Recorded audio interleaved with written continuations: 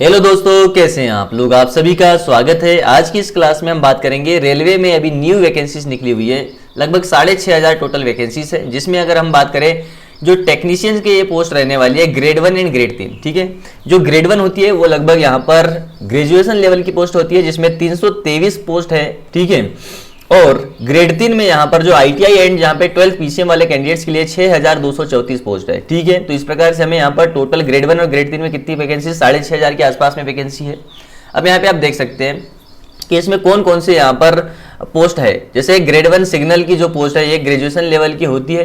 ठीक है, इसमें टोटल 323 पोस्ट आई हुई है ग्रेड 1 में, और बाकी जितनी भी पोस्ट है वो ग्रेड 3 की है, जिसमें आईटीआई वाले कैंडिडेट्स एंड यहाँ पर कुछ जैसे सिग्नल है, एसएनटी वाली जो है सिग्नल एंड टेलीकम्युनिकेशंस की, इसमें यहाँ पर होते हैं कौन से कैंडिडेट्स, जो भी यहाँ पर 12th पीसीएम वाले हैं वो भी इसमें अप्लाई कर सकते हैं। बाकी आईटीआई वाले तो इसमें कर ही सकते हैं। तो इसमें भी यहाँ पर 320 जो है टोटल पोस्ट है ऑल आरआरबीज की। ठीक है, तो इस प्रकार से हमने देख लिया यहाँ पर कितनी वैकेंसीज आई हुई है, 6,557 वैकेंसीज आई हुई है रेलवेज में ग्रेड 1 एंड ग्रेड 3 की। इसमें जो मैक्सिमम पोस्ट रहने वाली है दोस्तों लगभग 6,000, ठीक है, 6,500 के आसपास। तो इसमें आईटीआई वाले कैंडिडेट्स यहाँ पर फॉर्म फिलिंग कर सकते हैं और उनके लिए एक जबरदस्त मौका रहने वाला है। ठीक है, बात करें आगे, देखो जो टेक्नीशियन ग्रेड 1 सिग्नल की जो पोस्ट है ना, लेवल 5 की जॉब रहने वाली है।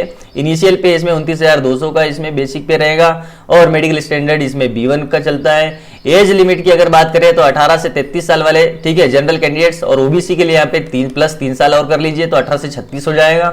ऐसे अगर SC ST अगर है तो उनके लिए 5 साल का रिलैक्सेशन, तो वो लगभग यहाँ पे 18 से 38 साल तक यहाँ पे फॉर्म फिलिंग कर सकते हैं भाई। और टोटल यहाँ पर वैकेंसीज है ऑल आरआरबीज में 323 वैकेंसीज है। ठीक है, तो ये जो वैकेंसीज है दोस्तों टेक्नीशियन ग्रेड 1 सिग्नल की लेवल 5 की काफी अच्छी जॉब रहने वाली है, जिसमें लगभग आपकी इनिशियल जो यहाँ पे सैलरी बनेगी 55 से 60,000 के बीच में पर मंथ सैलरी बनने वाली है। तो काफी अच्छा यहाँ पे मौका रहने वाला है आपको 323 पोस्ट पर। कॉम्पिटिशन तो अच्छा रहेगा, लेकिन ठीक है, जैसे कि जो AA ATC वाले कैंडिडेट्स है उनके लिए भी काफी अच्छी वैकेंसीज है, क्योंकि ATC में भी जो वैकेंसीज आती है 300 से 400 के आसपास ही वैकेंसीज आती है।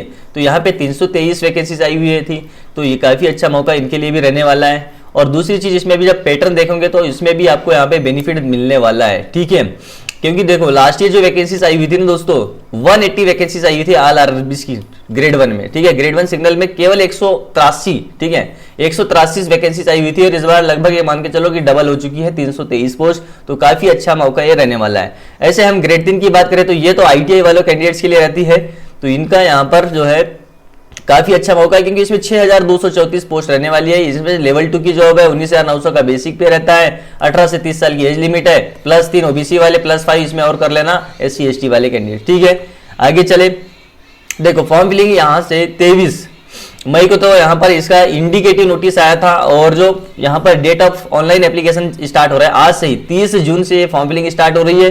लगभग क्लोजिंग डेट ऑफ एप्लीकेशन जो है 29 जुलाई, तो लास्ट डेट का वेट नहीं करना है आपको, यहाँ पर जुलाई के फर्स्ट वीक में ही यहाँ पे फॉर्म फिलिंग इसको कर लेना है भाई। ठीक है, आगे चले, हमने एज लिमिट की तो बात तो कर ही ली यहाँ पे, ग्रेड 1 में 18 से 33 और ग्रेड 3 में 18 से 30। ठीक है, एज रिलेक्शंस की भी बात कर ली।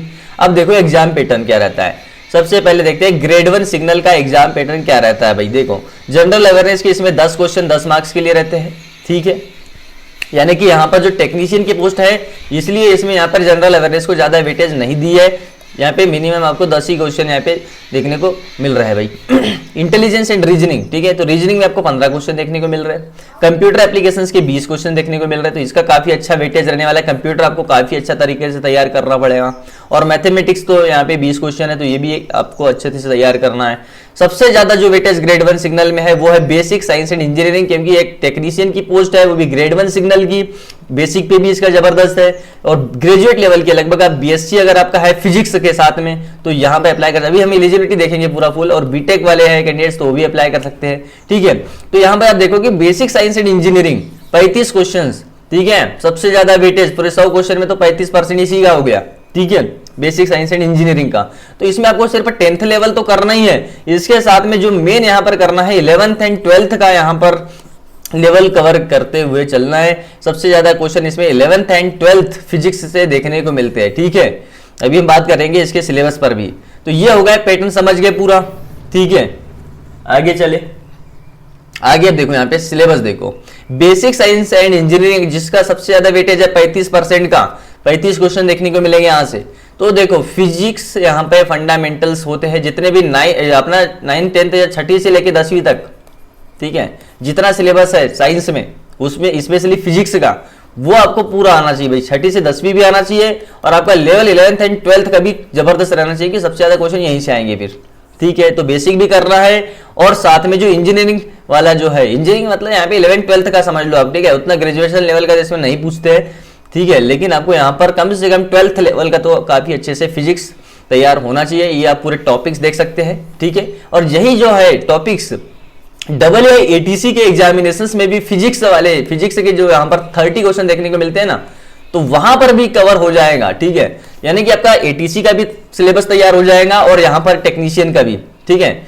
सिर्फ जब एटीसी की वैकेंसीज आएगी तो वहां पर आपको ओनली मैथमेटिक्स वाला पोर्शन तैयार करना पड़ेगा, जो यहाँ पे टेक्निकल वाला पार्ट होता है, ठीक है। इसके अलावा फिजिक्स तो यहाँ पर दोनों में कॉमन ही है, ठीक है। तो ये एटीसी वाले कैंडिडेट्स के लिए भी काफी अच्छा यहाँ पे मौका रहने वाला है। तो आप इसके लिए यहाँ पर फॉर्म फिलिंग जरूर करिए और यहाँ पर फिजिक्स आपको तैयार करना है जबरदस्त तरीके से, ठीक है।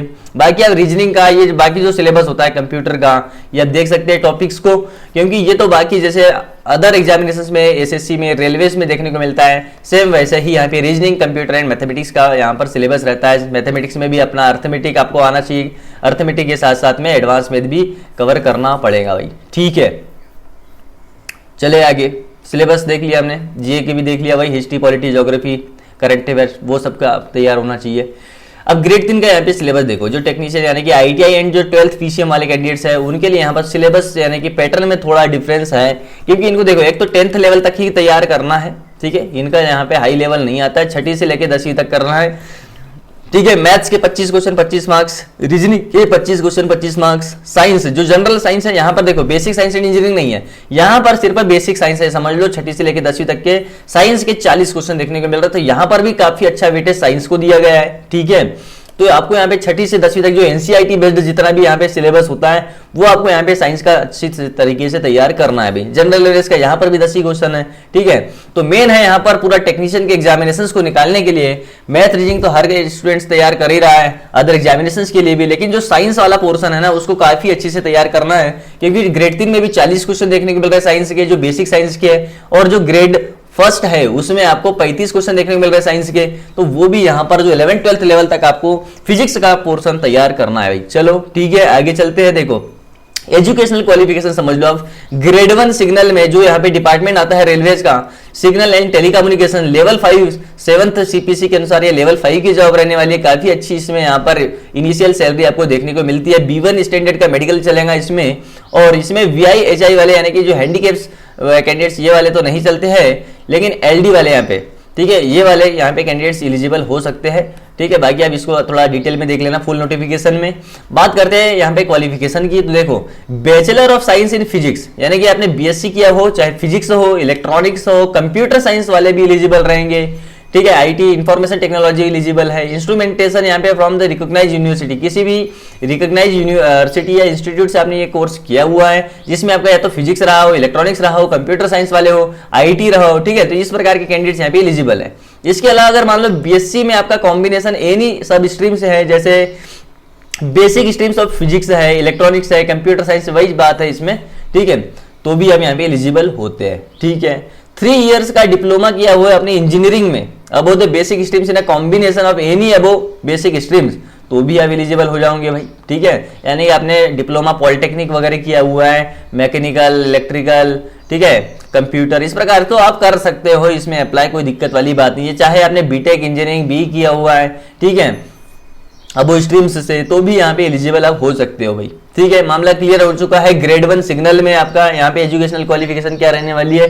आगे चलते हैं दोस्तों ग्रेड 3 में। देखो ग्रेड 3 में तो ITI वाले जितने भी यहाँ पर जैसे इलेक्ट्रीशियन, फिटर, ठीक है, और जितने भी वहाँ पे ITI में ट्रेड्स होती है वो सब तो एलिजिबल रहेंगे ही, आप देख लेना फुल नोटिफिकेशन में। मैं यहाँ बात करता हूँ कि जो यहाँ पे ग्रेड 3 में जो 12th PCM वालों जिसमें एलिजिबल है वो एकमात्र पोस्ट रहने वाली है सिग्नल एंड टेलीकम्युनिकेशन की, लेवल 2 की जॉब रहने वाली है, डिपार्टमेंट है सिग्नल एंड टेलीकम्युनिकेशन, ठीक है। तो इसमें जो B1 स्टैंडर्ड का यहाँ पे मेडिकल चलता है, और ये देखो आप कि इसमें मैट्रिकुलेशन यानी कि 10वीं के साथ में आपने या तो आईटीआई किया हो किसी भी एनसीवीटी एससीएसटी यहाँ पे रिकॉग्नाइज इंस्टीट्यूशन से, जिसमें आपका इलेक्ट्रीशियन इलेक्ट्रॉनिक्स या मैकेनिक जो यहाँ पे रहा है, वायरमैन रहा है, ठीक है, तो आप एलिजिबल है इसमें।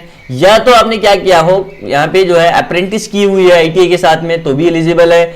10+2 विथ फिजिक्स एंड मैथ, ठीक है। तो ये यहाँ पे एक चीज है इसमें कि 10वीं के बाद आपने अगर 12वीं भी पढ़ा है फिजिक्स और मैथ से, तो भी सिग्नल एंड टेलीकम्युनिकेशंस की पोस्ट के लिए ग्रेड 3 में आप फॉर्म फिलिंग कर सकते हो भाई।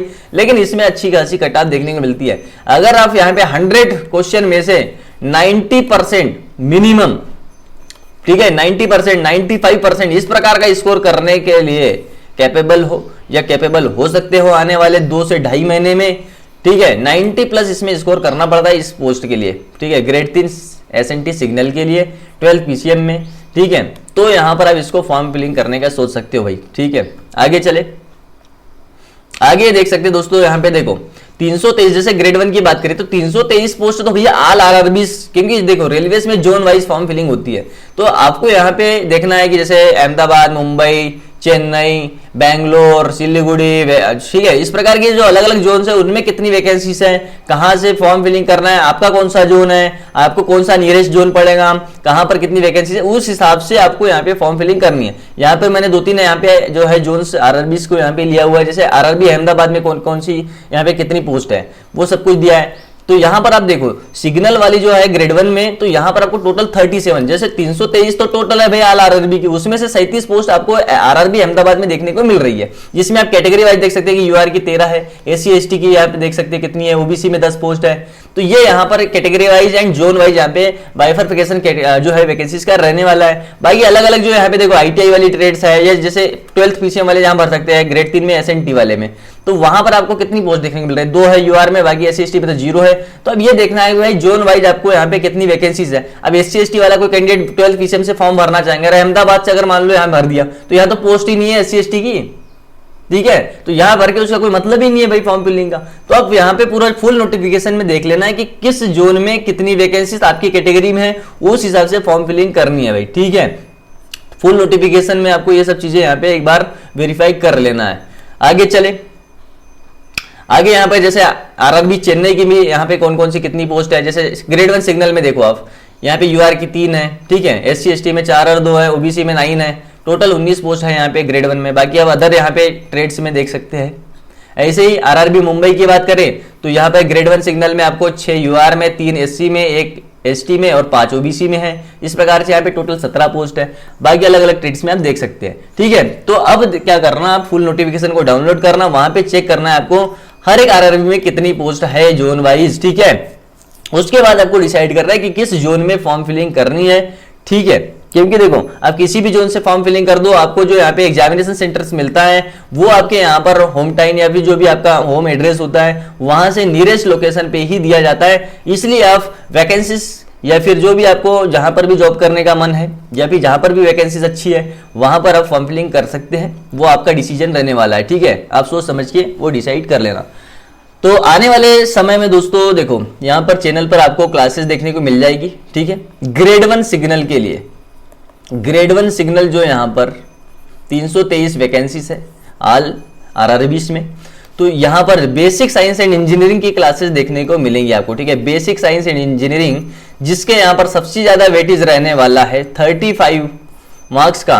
और जो यहाँ पे 12th पीसीएम वाले कैंडिडेट्स है या फिर जो सिग्नल ग्रेड 3 में सिग्नल एंड टेलीकम्युनिकेशन एसएनटी में यहाँ पे फॉर्म फिलिंग करना चाह रहे हैं, उनको लिए भी यहाँ पर जो बेसिक साइंस है वो यहाँ पर 6ठी से लेके 10वीं तक का कवर हो जाएगा। तो यानी कि हम पूरा साइंस को यहाँ पर कवर करने वाले हैं। और बाकी जो सब्जेक्ट है देखो उनका हम डिटेल में तो नहीं पढ़ने वाले हैं, लेकिन उसके लिए प्रैक्टिस क्लासेस जरूर देखने को मिलेगी। जैसे मैथ्स हो गया, रीजनिंग हो गया, कंप्यूटर हो गया, इसकी प्रैक्टिस क्लासेस मिलेगी। और बेसिक साइंस एंड इंजीनियरिंग के लिए आपको यहाँ पर डिटेल में पूरा साइंस, ठीक है, चाहे वो 12th पीसीएम हो या ग्रेड 1 वाले जो कैंडिडेट्स हो या डबल या एटीसी वाले कैंडिडेट्स हो, तो यहां पर उनका फिजिक्स का पोर्शन पूरा कवर होने वाला है बेसिक साइंस एंड इंजीनियरिंग के सिलेबस में, ठीक है। मिलते हैं नेक्स्ट क्लास में। थैंक यू, धन्यवाद।